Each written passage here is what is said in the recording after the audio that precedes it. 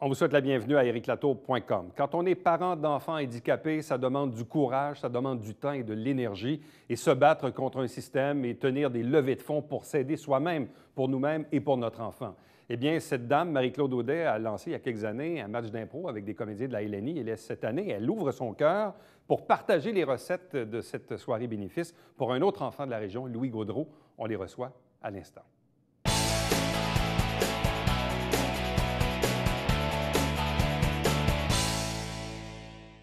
Vous savez qu'à chaque année, ici, dans la région de Saint-Jean-sur-Richelieu, il y a un match d'impro avec certains membres de la LNI pour venir en aide, oui, à Édouard Boutin, mais cette année également, pour cette 5e édition, s'ajoute Louis Gaudreau. Avec nous, je vous présente nos invités. D'abord, l'instigatrice de ce match d'impro depuis quelques années déjà, la maman d'Édouard, Marie-Claude Audet. Bonsoir à vous. Bonsoir. Accompagnée de Virginie Lécuyer, qui, elle, est la maman de Louis. Bonsoir. Bonsoir. Nous avons Louis sur le plateau, une première aujourd'hui, accompagné de son papa, Éric Gaudreau. Bonsoir et bienvenue. Merci. Tout d'abord, Marie-Claude, expliquez-nous un peu les premiers balbutiements de ce projet de match d'impro, avec ce lien également que vous avez tissé avec, entre autres, Réal Bossé, parce que c'est un peu comme le début du commencement de cette histoire du match d'impro. Oui, en fait, c'est une longue histoire avec Réal Bossé, mais là, je fais ça à partir du début. Oui, non, non. presque, pouvez, en résumé. Vous pouvez partir le timer, non. En fait, c'est que moi, je fais des quiz télévisés. Tu sais, il y a des gens comme ça dans la vie qui font, tu sais, le cercle, des affaires de même. Je les ai tous faits. Oui, presque tous. Presque. Pas le banquier. Sinon, je ne serais pas ici. C'est bien ça. Mais ça, puis j'ai fait un quiz privé de sens avec Réal Bossé, puis ça a comme cliqué entre nous, mais je gagnais pas cette semaine-là parce que mon fils, Édouard, allait pas bien.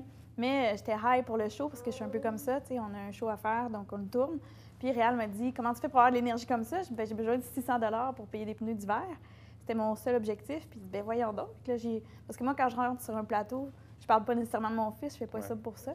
Puis il m'a dit, bien oui, mais on va t'aider. Donc il m'a dit, trouve-toi une gang à Saint-Jean, fais-toi un match d'impro, j'amène ma gang de la LNI.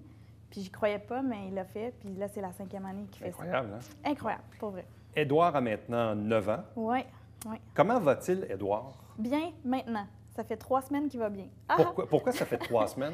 Parce que ça faisait 8 ans qu'il y avait des séances, on appelle ça des séances ou des épisodes de douleur très, très, très intenses qu'on n'avait jamais su expliquer.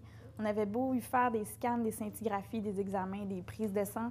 On n'avait jamais trouvé. Et là, on a enfin mis le doigt sur un de ses bobos, parce qu'il y en a plusieurs. Ouais. C'est un portrait global. En plus de son syndrome de Opitz-C, qui est sa pathologie qu'on connaît, il fait une névralgie neuropathique, qui est une bébite qu'on connaît mal parce que c'est un symptôme qu'on ne peut diagnostiquer que par le verbal. Donc, ça va être le patient qui va expliquer sa douleur, comme Édouard ne parle pas. C'était vraiment difficile à trouver et on a trouvé cette année. Donc, c'est une zone de douleur, on appelle ça une zone gâchette, littéralement comme un coup de fusil, qui rentre ici dans le nerf qui est le trijumeau, on a un nerf à l'arrière. Puis, Édouard a cette douleur qui se déclenche par épisode, ça peut être une fois par semaine, une fois par mois, et ça peut durer entre 30 minutes et 5 jours. Et il va pleurer à un niveau tel qu'on doit lui donner de la morphine pour le contrôler. Mais là, ils ont trouvé un médicament qui est comme une espèce d'antidépresseur, là. Ça fait bizarre à dire, mais c'est pour contrôler les migraines atypiques. Et là, ça fait 3 semaines qu'Édouard est sous cette médication-là. Et c'est un nouvel enfant. Pour vrai, là, il va bien. T'sais. On voit qu'il n'y a plus de douleur. Comment le lien s'est-il tissé avec Virginie et Éric, qui sont les parents de Louis? En fait, je ne les connais pas, là. Non, non. C'est la première fois que vous vous rencontrez? Il avait l'air fin sur le bord de la rue, je les ai rentrés. Non, mais en fait, Virginie, je l'ai rencontrée par les réseaux sociaux, parce qu'on sait tous qu'on est tous un peu branchés là-dessus, mais aussi parce qu'il y avait un groupe de mamans d'enfants handicapés organisé par une travailleuse sociale du Centre de réadaptation. Puis on a fait connaissance dans ces événements-là, qui étaient une fois par mois, puis on a tissé des liens comme ça. Donc voilà. Bon, Édouard a 9 ans, Louis a bientôt 3 ans, Virginie. En quoi vos histoires se ressemblent-elles? Bien, c'est sûr, on a un enfant avec des handicaps multiples, un enfant handicapé, c'est le deuil qu'on doit traverser, la nouvelle, tu sais, toutes les premières années, bien ça, c'est sûr je pense qu'on a des histoires un peu semblables. Nos fils sont très souriants aussi. On peut le voir, justement. Mais c'est ça, en fait, nos histoires, même si nos fils n'ont pas les mêmes diagnostics, ça reste que c'est des enfants à besoins particuliers, des enfants qui sont un peu peut-être en marge, qu'il faut essayer de deviner, avec des symptômes qui peuvent se ressembler. Fait que c'est un peu en ça que nos histoires se ressemblent. Puis je trouve, là, on se connaît depuis un petit moment, puis je trouve que toutes les deux aussi, puis avec nos chums, là c'est plate, Fred ne peut pas être là aujourd'hui, mais on essaie d'aborder ce qui nous arrive avec le plus de joie possible parce que c'est déjà une épreuve comme telle de faire face à ça. Fait qu'on essaie de ne pas dramatiser puis de rendre la chose un peu joyeuse. Puis Marie-Claude, elle a vraiment cette optique-là quand elle parle de son fils. Puis nous, c'est ce qu'on essaie de faire aussi. Mais en même temps, réalistement, parce que quand on s'est écrit avant l'entrevue, bon, votre conjoint ne pouvait pas être ici aujourd'hui parce que là, bon, il arrivait du travail et tout ça, puis il fallait prendre charge de Édouard. Oui. Mais en même temps, vous m'avez dit, réalistement, on ne pourrait pas avoir Édouard sur le plateau en ce moment. On ne pourrait pas se parler, on ne pourrait pas faire l'entrevue. Évidemment, Louis est plus petit, il gazouille un peu, mais dans le cas d'Édouard, c'est différent. Là, les gazouillers, c'est fois 1000. C'est fois 1000. Oui, non, mais ça serait comme ça. C'est un peu bizarre à entendre. Nous, on est habitués, mais sur un plateau, on ferait comme... Mais c'est votre réalité quotidienne. Oui. Puis moi, Édouard, présentement, il va bien. Donc là, il se développe un peu comme un bébé qui découvrirait la vie, là, parce que quand tu n'as plus de douleur, tu es disponible. Oui, pour vous, il a changé depuis 3 semaines. Oui, il a changé, mais là, c'est que, tu sais, il a 9 ans. Donc, debout, moi, il serait ici à 4 pattes, à prendre les verres, allez vous toucher vous, là, tu sais, ça serait plus rock'n'roll.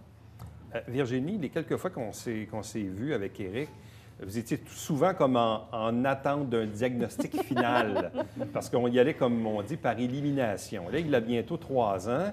Là, dans la sphère des diagnostics, il en reste combien à vérifier? Là? On est toujours dans le no man's land. On ne sait toujours pas ce que notre fils a. On est encore en attente d'études, de résultats, en fait, en génétique. L'année passée... Le saviez-vous un peu plus aujourd'hui que l'année passée? Aucunement. Aucunement. On observe son développement. On observe qu'au niveau moteur, il n'y a pas tellement de développement qui s'est fait. Par contre, au niveau cognitif, Louis semble beaucoup plus conscient, il semble nous reconnaître, sa vue semble se développer, mais on n'a pas plus de noms à mettre sur le handicap. Dans les faits, ça ne change rien sur ce qu'on doit faire pour Louis, c'est-à-dire, bien, c'est sûr, on est ses bras, ses jambes, tout ça, mais on doit le stimuler, puis on doit contrôler l'épilepsie. Ça s'améliore beaucoup, mais ce n'est pas contrôlé encore.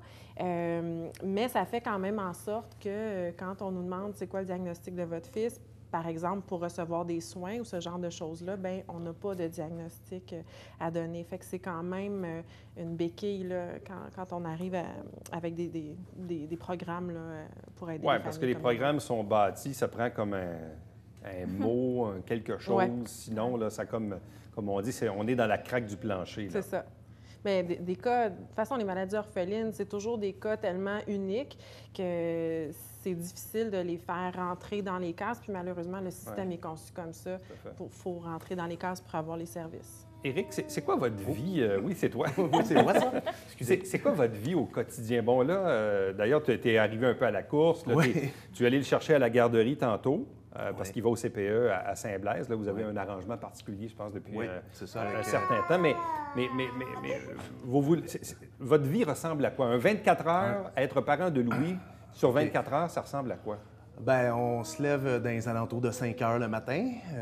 Et là, c'est les soins de base. Là, ensuite, on lui donne les médicaments de 6,5 à... Ça dépend. 7,5 à peu près, c'est 1 heure. Puis là, après, on le fait manger. À 8h15, 8h30, on va le mener, tout dépendant si je travaille à la première période ou pas. Donc là, on s'en va le mener à la garderie. Je vais le rechercher à 4 heures moins, 4 heures à peu près, en finissant de travailler. Et là, là c'est le souper, préparation de souper. Donc, c'est le même pattern qui recommence. Donc, à 4 heures, de 4 à 5, on essaye de le faire manger. Des fois, ça va jusqu'à 5h30. 5h30, le bain. Et ensuite, à 6, c'est les médicaments, jusqu'à 7 moins quart. 7 moins quart, c'est la petite chanson, c'est ça, blablabla. Et ensuite, on le couche entre 7h30 et 8, là, tout dépendant quand est-ce que monsieur. Et après, on essaye de souper. Ensuite. Et donc, Louis réussit à faire des nuits complètes sans que vous ayez à intervenir entre 8 et 5 le matin, entre 20h et 5h? Quand il veut. Mais pas toujours. Pas toujours. Bien, la semaine dernière, les 2 dernières semaines, il avait mal aux dents. Donc, il y a des dents qui poussaient. Donc, c'était à 2 heures, 4 heures, 6 heures. Puis le lendemain, on travaille. Donc, Bien, ça, c'est l'autre chose aussi, bon, parce que vous avez repris vos emplois respectifs. Humainement, est-ce que ça fait du bien de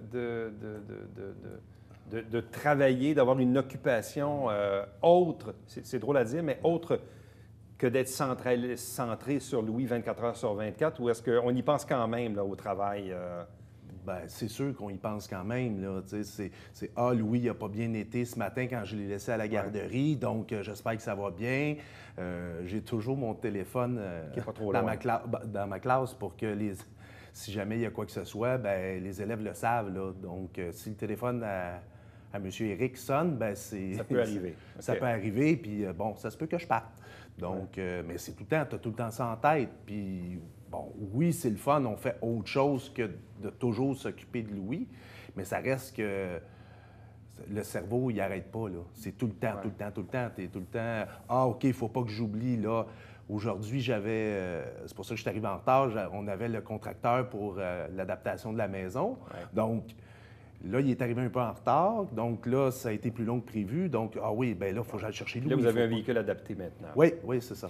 Marie-Claude, quand vous écoutez un peu l'histoire de Virginie, Éric et Louis, quand vous allez dans vos souvenirs, votre premier 0-3 ans avec Édouard, il ressemblait à quoi? Ça ressemble Avec beaucoup votre- à ça. Ça ressemble beaucoup à Oui, ça? parce qu'Édouard aussi faisait de l'épilepsie comme Ouais. Louis, puis il a fait la même diète, puis les médicaments, mais c'était ça, c'était des heures de donner des médicaments, de préparation de repas. Mais moi, Édouard ne dormait pas non plus la nuit. Donc nous, ça a été rock'n'roll les 3 premières années. Là. Moi, j'ai pas beaucoup dormi. Pour moi, de dormir, c'était un luxe, là, parce qu'il ne dormait pas le jour, pas de sieste, puis souvent la nuit non plus. Donc c'était... wouhou! Et votre quotidien aujourd'hui, là, maintenant qu'il a 9 ans, puis qu'il il va mieux au niveau de Là, ses il va douleurs, mieux, mais là, dernièrement... votre quotidien à vous, il ressemble à quoi maintenant pour un enfant de 9 ans? Moi, c'est comme un bébé encore. Parce qu'il ne marche pas encore tout seul, il ne parle pas, il ne se nourrit pas tout seul, il ne va pas à la toilette. Tu sais. Fait que moi, je change des couches d'un garçon de 9 ans. Là. Ouais.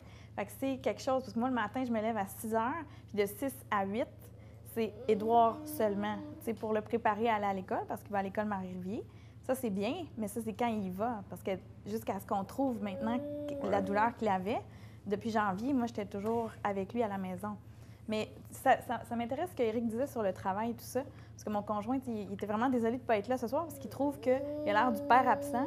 Ce qui n'est vraiment pas le cas. Parce que nous, on n'avait pas le choix qu'il y en ait juste un qui travaille parce qu'Édouard était vraiment comme... Ouais. Tu sais, là, c'est sans comparaison, là, vous me suivez. Là, c'est pas qu'Édouard était plus malade, là, mais c'était vraiment difficile les 3 premières années. On était toujours à l'hôpital. Puis moi, je pense moi, j'aurais pété aux frettes, là, comme on dit en bon québécois. Là. Fait que j'ai fait comme un X sur ma carrière, puis j'ai décidé de rester à la maison. Parce que Frédéric a un travail sur la route. Il est représentant en librairie. Puis c'est ça. Puis souvent, moi, je l'envie parce que moi, je suis à la maison, puis je m'ennuie de travailler. J'étais professeure de français. Ça me manque. Puis je suis un petit peu, des fois, tu sais, on est comme ça, les blondes, là. Je suis un peu jalouse. On se dit, ben, tu travailles, tu sais. Mais non, parce qu'il me dit, des fois, le niveau de stress qu'il peut atteindre dans une journée, ne sachant pas dans quel état il va nous trouver quand il va rentrer à la maison. Ça se peut que moi, je sois en pleurs, parce que oui, je ris beaucoup, là, mais des fois, tu sais, je suis fatiguée. Édouard peut pleurer aussi, puis il ne sait pas jusqu'à quelle heure ça peut aller dans une journée. Donc oui, c'est un exutoire, mais il y a aussi, tu sais, le téléphone greffé dans la paume de la main, puis il sait que ça peut dégénérer. Est-ce qu'il vous arrive de penser à... Édouard, il va ressembler à quoi à 12, à 15, à 18, à 20 ans? Non. Louis, là, dans 5 ans, puis dans 3 ans. Est-ce que vous y pensez à ça ou pas vraiment, ou vous ne voulez pas y penser? On peut pas. Moi c'est ça que je trouve. On peut pas faire ça. Parce que, je sais pas si c'est parce qu'on est un peu dramatique, mais Édouard a failli souvent, tu sais, comme partir. Ouais. OK? Puis, on dirait que dans cet aspect-là, je suis juste contente qu'il soit là maintenant, puis que ça me préoccupe pas de ce qu'il va être quand il va être plus vieux. Je sais pas si vous me suivez. C'est un peu bizarre comme façon de l'aborder, mais il y a aussi la peur de où est-ce que ça s'en va. Puis dernièrement, j'en parlais avec des parents qui ont des enfants plus vieux qu'Édouard. Ouais, c'est ça. Puis ils me disaient, mais Marc-Claude, tu vas vieillir avec lui, ça va aller de soi. Parce qu'on ne peut pas s'imaginer, moi je peux pas m'imaginer de changer une couche à un homme de 21 ans. Ouais. Ça a l'air bizarre, là, c'est cru comme ça, mais je me disais comment je vais faire. Mais en fait, je me disais ça quand il y avait 3 ans, comment je vais faire pour le changer à 10 ans. Mais je le fais chaque jour, puis ça me dérange pas du tout. Donc, on grandit avec eux, puis ça devient naturel. Mais c'est ça. De votre côté, Bien, Virginie? Moi, un peu contrairement à Marie-Claude, moi, ça m'arrive d'y penser. Moi, effectivement, tu sais, je t'entendais tout à l'heure parler des couches. Ah, nous, on l'a pas parlé, mais c'est sûr, eux autres aussi, tu sais. Puis, moi, je pense à ça, puis je me dis, quand il va avoir 15 ans, il va falloir que je le change de couche, peut-être. Est-ce qu'il va marcher? Est-ce qu'il va être capable de parler? Est-ce qu'il va être capable de manger? Moi, j'y pense parce que je trouve que des fois, on arrive à des moments où on serait susceptible d'avoir des services, puis c'est tellement long avant qu'on les aille que je me dis, je me fais comme un devoir d'essayer de planifier, de voir venir un peu. La période qui, moi, me préoccupe le plus, c'est sûr, hein, nos enfants, on ne connaît pas leurs conditions, mais des fois, quand ils attrapent des maladies, c'est que ça peut dégénérer. Puis comme tu dis, on ne sait pas si une pneumonie ne va pas l'apporter ou peut-être qu'un jour, sa maladie qu'on ne connaît pas va dégénérer. Puis, c'est ça. fait qu'il faut vraiment chérir l'instant présent. Mais en même temps, il y a aussi une possibilité que Louis vieillisse puis qu'il se rende à l'âge adulte. Fait que quand il va être à l'âge adulte, comment on va s'en occuper? Puis qu'est-ce qui arrive si nous, par exemple, on part avant lui? Ça, c'est des choses que moi, en tout cas, c'est désagréable, j'aime pas ça, ça me fait peur, sauf que je me dis, c'est pas comme un enfant qui va être allé à l'université, qui va pouvoir se faire un avenir, ou au cégep, ou whatever, tu sais, qui a un emploi. Louis, il va toujours être un peu à la merci du système. Fait que comment peut-on organiser le système pour que les enfants qui ne fitent pas dans les cases puissent grandir puis avoir une vie qui est humaine? Éric, quels sont les progrès de Louis là, depuis quelques semaines, quelques mois? Parce que, bon, là, évidemment, vous le savez, bon, il y a de multiples handicaps, des trucs que vous savez, des trucs que vous ne savez pas. Donc là, je présume que, évidemment, comme parents, là, nos attentes sont un peu plus basses. Mais là, en même temps, est-ce qu'il y a parfois des surprises qui font comme, hein, il fait telle affaire qu'il ne faisait pas la semaine passée, je pensais pas que ça arrive. Je sais pas, tu comprends ce que je veux dire? Tout à fait. Bien, comme disait Virginie, ce qu'on trouve qui va mieux ces temps-ci, c'est sa réaction quand il nous voit. Bien, on ne sait pas s'il nous voit ou il nous entend. Là. Sa vue, il y a de la difficulté. On ne sait pas jusqu'à quel point il voit les choses, mais sa conscience de son environnement, c'est ce qui s'est développé le plus dernièrement. Ça, vous le voyez, vous le sentez, là? Oui, vraiment. Puis, ça a changé, ça. Oui. Puis on disait tantôt, au niveau moteur, il n'y avait pas beaucoup de progrès, mais c'est pas vrai, il y en a un qui est vraiment frappant. Louis a commencé à développer la marche automatique. Ça, c'est le réflexe qu'ont les nouveau-nés quand ils se mettent à gigoter des pattes, puis tranquillement, ça se transforme en quelque chose de conscient qui mène à la marche. Fait que Louis est encore au niveau automatique, mais on a pu avoir une poussette en prêt qu'on a chez nous. Fait que quand, à 7h15 le matin, il est super en forme pour 15 minutes, on le met sa poussette, puis là, il se met à gesticuler des jambes, puis là, il avance. Puis, donc, pour vous, ça, c'est vraiment merveilleux. Ça veut dire que peut-être qu'un jour, il pourrait marcher. Bien, c'est un espoir. C'est un espoir. Puis là, encore une fois, il faut revoir notre conception de ce qu'est la marche. C'est pas ça, tantôt, je parlais de gestion des attentes, là. C'est ça. Je ne sais pas comment vous gérez ça, ces attentes-là, mais... Bien, tu sais, si mon fils peut avoir un peu d'autonomie, tu sais, genre être capable de prendre quelque chose éventuellement puis se le mettre dans la bouche pour manger, déjà là, moi, ça serait une méga victoire. S'il est capable de, comme Édouard qui commence à rouler les roues de sa poussette, moi, ça me fait, mon Dieu, je deviens tellement enthousiaste. Un fauteuil roulant, nous, on n'aurait jamais Oui, de son fauteuil roulant. Mais non, mais il roule. C'est incroyable. Il est en fauteuil, mais là, maintenant, il sait qu'il est capable de le pousser. Là. Les gens ne croient pas, mais c'est magnifique à voir. Là, Des enfants comme ça, dans le fond, ils sont comme un peu à la merci de tout. Hein? Ils ont soif, c'est nous qui devons leur donner. Ils veulent jouer, c'est nous qui devons jouer. Fait que de les voir prendre de l'autonomie, ça veut dire qu'ils peuvent assumer leur choix. Ça, c'est merveilleux. La vie de parents d'enfants handicapés aussi, c'est ces espèces de batailles que vous devez livrer pour avoir la garderie, des subventions, adapter la maison. Puis bon, on l'a vu dans les médias et on l'entend beaucoup. Même il y a une semaine ou deux, on recevait des parents ici, d'un couple qui ont un enfant trisomique de 34 ans qui voudrait garder à la maison puis ils ne peuvent pas le faire parce qu'ils n'ont plus de répit. Bon, ça aussi, en plus d'avoir à vivre ce que vous vivez, vous devez vous battre constamment. Bon, le match d'impro, en même temps aussi, ça sert à ramasser des sous pour vos différents besoins. Donc, vos besoins présents et futurs, je parle évidemment de besoins aussi financiers pour acheter des trucs. Pour Édouard, aujourd'hui, dans sa condition, à l'âge qu'il a, quels sont-ils? Qu'est-ce que vous avez de besoin au quotidien pour Édouard et comment les gens ils peuvent vous aider? Bien, en fait, c'est ça, les gens me demandent, oui, mais vous avez ramassé des sous depuis 4 ans? Oui. On a acheté la minivan. Ça a été 2 années de levée de fonds. Les 2 dernières années, on a pu ramasser pour adapter le rez-de-chaussée. En fait, nous, on n'avait pas de salon pour Édouard, donc on ne pouvait pas se reposer sauf sur une chaise de cuisine, c'est un petit peu plate.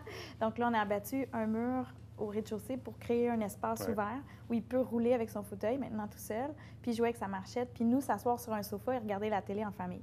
Là, ce qui reste à faire, c'est l'extérieur de la maison, parce qu'on a un patio qui est tout pourri, en train de tomber. On a un seuil de porte à abaisser, parce que ça a l'air facile, mais non. Quand on est en fauteuil roulant, ça passe pas pour un enfant. En plus, qu'il y a de la difficulté à comprendre gauche-droite, on n'est pas là. Fait qu'imaginez, tu sais, soulève ou on peut pas faire ça. Qui n'a pas la force musculaire non puis plus. moi, présentement, mon dos, il est comme de 95 ans. Là. Fait que moi, soulever le fauteuil à chaque jour, c'est difficile. Donc ça, c'est des choses, ça coûte extrêmement cher parce qu'il faut défaire comme la fondation et tout ça. Puis c'est des choses comme ça, mais c'est aussi le répit. Il faut se payer du répit parce que eux, ils vont, tu sais, lui, il est encore tout petit, mais plus ils vieillissent, on dirait que plus on est fatigué, puis je pense que c'est normal, on vieillit aussi. La tâche physique devient difficile, puis on a besoin de répit, mais ça aussi, c'est pas gratuit. Puis avoir quelqu'un à la maison, on n'a pas... moi, j'ai pas de famille proche physiquement, je veux dire. Donc, c'est ça qu'on a besoin. Quels sont les besoins présents et futurs de Louis? Bien, nous, on vient d'avoir la voiture adaptée, merci à nos levées de fonds passées à nous. Là, il faut adapter la maison. Ce que la Régie de l'habitation nous conseille, c'est d'installer un ascenseur dans la maison qui implique de relocaliser 3 pièces, dont la salle de bain qu'on doit faire au sous-sol. Parce que l'ascenseur, actuellement, arriverait dans la salle de bain. Donc, l'ensemble de ces travaux-là, nous, on estime... Bien, en fait, c'est pas nous, là, c'est des contracteurs qui estiment ça à autour de 80-100 000. Là-dessus, il y a le programme d'adaptation à domicile qui nous donne 11 000 pour les travaux, plus un 5 000 pour un lève-personne pour Louis. Vous calculez que le reste... Bien, c'est ça. Alors ça, c'est la recommandation du RHQ qui gère et le programme ne nous donne pas. Alors là, le reste des il faut aller les chercher. Donc ça fait partie des batailles que vous devez livrer, des levées de fonds que vous devez tenir, que vous avez tenu. Le match d'impro, c'est un autre exemple. Comment le lien est-il venu pour que, bon, oui, ce match d'impro-là, c'est une initiative initialement pour Édouard. Et comment est venue cette idée de partage avec la famille du petit Louis? En fait, bien, c'est quelque chose moi, c'est poétique un peu dans mon cœur, là. Mais mon fils, quand je le regarde aller, je regarde son sourire puis son espèce de propension au bonheur. Là. Quand on prend Édouard dans nos bras, après ça, on se sent mieux. Puis je trouvais que c'était un garçon que s'il parlait ou s'il agissait, il ferait le bien autour de lui parce que c'est ça qu'il fait en ce moment en étant incapable de parler. Puis je me suis dit que mon fils... Puis là, je deviens émotive, puis là, je ne vais pas pleurer, là, mais je voulais que mon fils laisse sa trace, ne sachant pas combien de temps il est avec nous. Tu sais, on ne sait jamais. Bien, voyons! C'est ça. Puis je me suis dit, j'aimerais ça qu'Édouard choisisse un ami, puis qu'il l'aide à passer au travers à un moment où il en a besoin. Parce que nous, s'il y a 3 ans, mon fils avait eu l'aide, bien, je sais qu'on ne vous offrira pas les 100 000 qui ont besoin, mais ce petit bout-là, ça sera ça de fait que nous, on aurait tellement aimé avoir. Puis merci Réal Bossy, à quelque part, d'avoir été le parrain d'Édouard. Puis je me suis dit, tiens, mon fils va être parrain parce qu'il n'y aura pas d'enfant non plus. Ça, c'est un autre deuil à faire, mais je me suis dit, tiens, mon fils, il aura un ami, il sera son parrain parce qu'il a 3 fois son âge. Puis je l'ai un peu choisi parce qu'il ressemble, il a des lunettes bleues, ils sont cute, il fait la diète cétogène. Puis c'est un peu ça. Puis j'aimais la dynamique de leur famille qui ressemblait à la nôtre. Ils sont humoristiques. On a des passions communes qu'on ne connaît pas toujours encore parce qu'on ne se connaît pas tant que ça. Mais fait que c'est ça que je voulais faire. Puis je pense que ça va être bien fait. Puis je m'étais promis aussi que si je faisais encore une levée de fonds un jour, j'allais aider d'autres mondes. Fait que je le fais pour moi aussi, parce que ça me fait du bien d'aider. On a tellement reçu, on veut donner au suivant, même si on en a besoin. Parce qu'il y en a qui me disent, ben voyons! Mais non, laissez-nous un peu laisser notre trace aussi, puis donner au suivant, parce qu'on a besoin de ça aussi en tant que parents différents. Ouais, voilà. Si je peux ajouter, Marie-Claude, quand tu m'en as parlé au début, moi, j'étais très mal à l'aise d'accepter ça, parce que je me disais, écoute, moi, j'ai la chance de travailler, pas toi, tu as besoin de ces sous-là, pourquoi tu les prends pas? Puis ce besoin-là que tu dis que ton fils puisse donner au suivant, c'est quelque chose qui nous préoccupe depuis longtemps parce que nous, on vit ça aussi. Les gens nous donnent beaucoup, puis on ne peut jamais remettre parce que les besoins sont tellement grands pour l'instant. Fait qu'on s'est dit, dans le futur, nous, on aimerait faire ça. Fait que ça a été l'argument massu qui nous a achevés pour qu'on accepte parce que c'était un peu dans cette voie-là. Puis on s'est dit qu'ensemble, peut-être plus tard, on essaierait de faire quelque chose pour les autres ensemble. Alors, match d'impro pour Édouard et Louis, vendredi le 5 mai à 19h30 à la Polyvalente Armaresco, dans l'auditorium, avec entre autres Réal Bossé, Salomé Corbeau, Sylvie Moreau et Sophie Caron. Donc, réservez vos billets. Je pense que c'est 20 du billet. Vous avez un numéro de téléphone et une adresse courriel au bas de l'écran. C'est un maximum de 400 places, l'auditorium. 340. 340, donc c'est un petit peu moins. Donc oui, vas-y, Virginie. Je veux juste ajouter, parce que je m'en voudrais de ne pas le dire, je voulais remercier Marie-Claude vraiment parce que souvent, on le sait, hein, on se bat tout ça, mais je trouve ça très généreux de décider quand même d'étendre ça à d'autres. Fait que merci à toi. Un gros merci de votre témoignage. C'est super gentil de votre part. Je pense que les gens pleurent en régie aussi. Donc, on est tous un peu émus. Merci beaucoup, puis bonne chance. Puis on invite les gens à réserver rapidement leur billet pour ce match d'impro. Une belle soirée, puis en même temps pour une bonne cause. Merci. Merci. Restez avec nous. Au retour, le Babillard quotidien.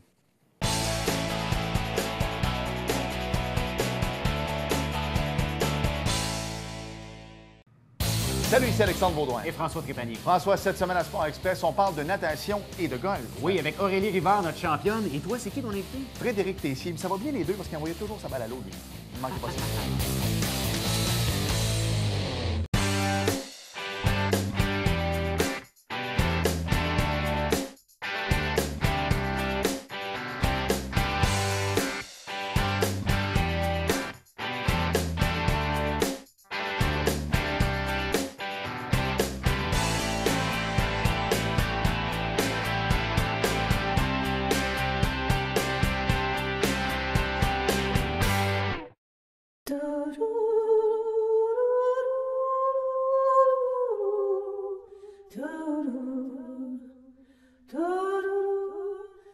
Coulisses Bêta, jeudi, 19h.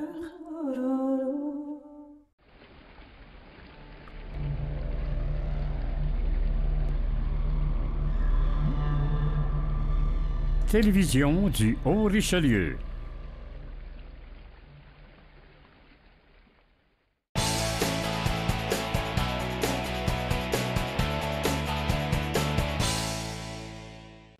Comme à chaque année, les finissants en arts visuels du Cégep Saint-Jean-sur-Richelieu seront en exposition. Cette année, c'est du 5 au 20 mai à la galerie Action Art Actuel, ici même, sur la rue Richelieu. À chaque semaine, on vous présente un résumé des travaux du Conseil de ville. L'émission s'appelle Saint-Jean-sur-Richelieu. Et le dimanche matin, 9h30 en direct, c'est notre traditionnel télébingo avec 3 500 $ en prix. Prochain rendez-vous pour nous, c'est demain. Bye-bye.